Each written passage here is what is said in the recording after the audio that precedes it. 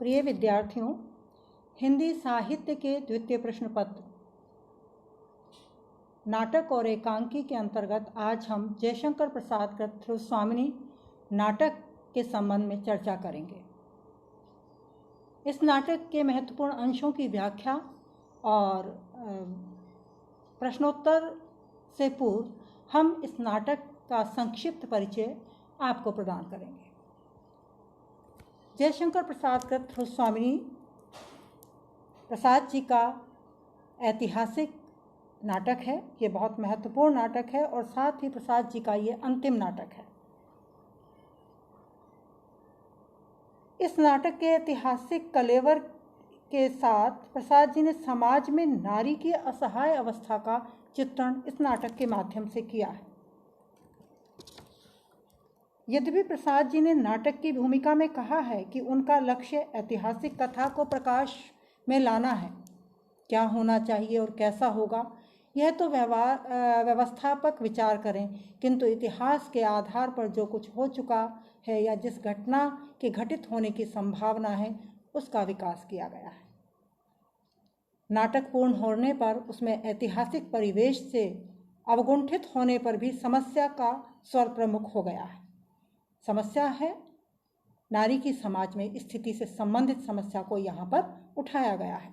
निश्चय ही प्रसाद जी का यह नाटक हिंदी नाट्य परंपरा में समस्या नाटकों का सूत्रपात करता है। कहने का अभिप्राय यह कि यह नाटक ऐतिहासिक नाटक तो है ही, साथ ही समस्या प्रधान नाटक भी है। इसकी कथा चंद्रगुप्त द्वितीय विक्रमादित्य के काल की है। समुद्रगुप्त के रामगुप्त और चंद्रगुप्त नामक दो पुत्र थे। उनका ज्येष्ठ पुत्र, जिसका नाम रामगुप्त था, वह बहुत ही कायर और दुर्बल चरित्र वाला था। हमेशा शिकार, मदिरा और भोग विलास में ही उसका जीवन व्यतीत होता था या वो उनमें ही लगा रहता था। और उसके स्वभाव के विपरीत उसका दूसरा पुत्र समुद्रगुप्त का, जिसका नाम चंद्रगुप्त था, वह परम साहसी, पराक्रमी और वीर था।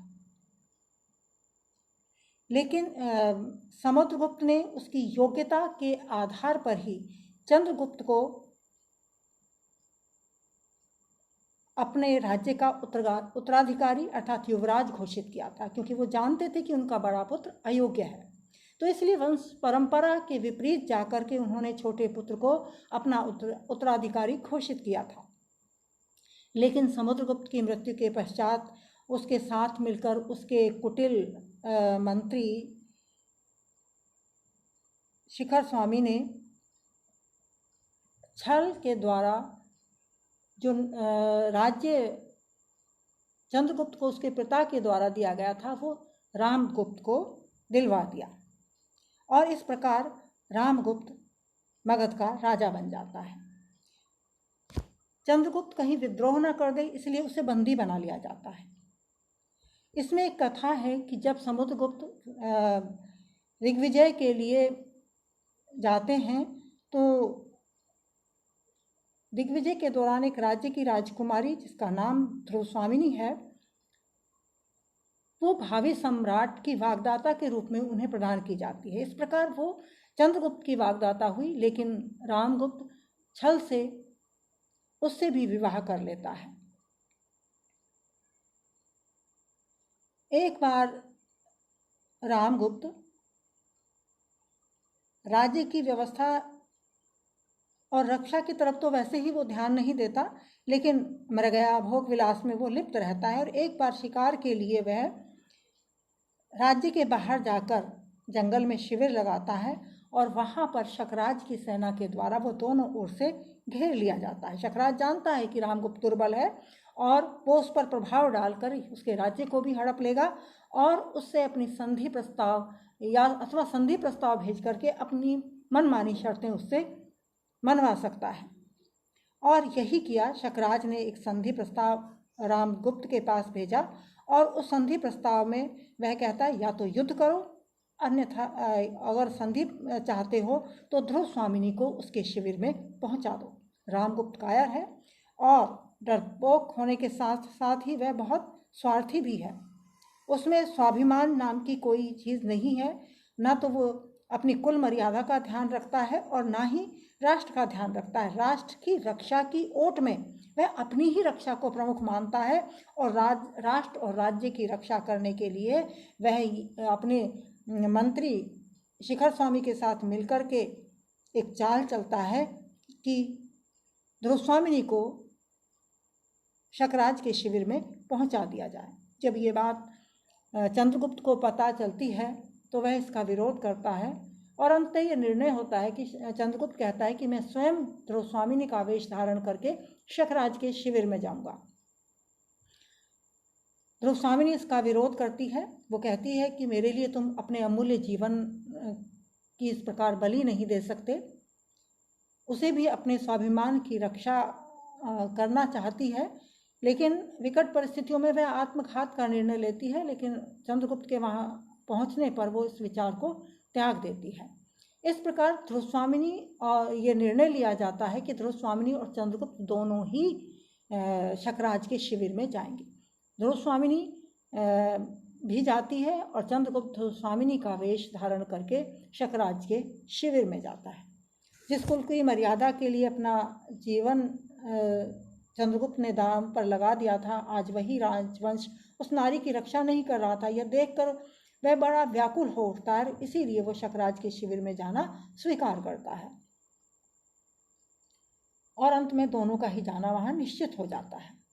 शकराज के शिविर में पहुंचने पर ध्रुवस्वामिनी शकराज के पास एक संदेश भेजती है, ध्रुवस्वामिनी या चंद्रगुप्त, कि वह शकराज से एकांत में मिलना चाहती है और वह चंद्रगुप्त को भी मृत्यु के मुख में जाने से मना करती है, किंतु चंद्रगुप्त नहीं मानता। शकराज उसका एकांत में मिलने का प्रस्ताव स्वीकार कर लेता है, लेकिन एकांत के नाम पर चंद्रगुप्त और ध्रुवस्वामिनी दोनों ही शकराज के कक्ष में उपस्थित हो जाते हैं और दोनों ही अपने आप को ध्रुवस्वामिनी बताने लगते हैं, चंद्रगुप्त भी और ध्रुवस्वामिनी भी। बढ़ते हुए विवाद को देख करके शकराज कहता है कि ठीक है, मैं दोनों को ही अपने राजमहल में, दोनों को ही ध्रुवस्वामिनी मानकर अपने राजमहल में रख लेता हूँ। लेकिन चंद्रगुप्त कहता है कि नहीं, इसका निर्णय होना ही चाहिए। वह स्त्री वेश में था, शकराज मद्यपान किए हुए था और वो पहचान नहीं पाता, दोनों में भेद नहीं कर पाता। इस प्रकार बहस करते हुए या वाक युद्ध करते हुए चंद्रगुप्त कटार निकाल लेता है और प्रहार करके शकराज को मार डालता है। दुर्ग पर चंद्रगुप्त और ध्रुवस्वामिनी का अधिकार हो जाता है और शकराज की पराजय हो जाती है।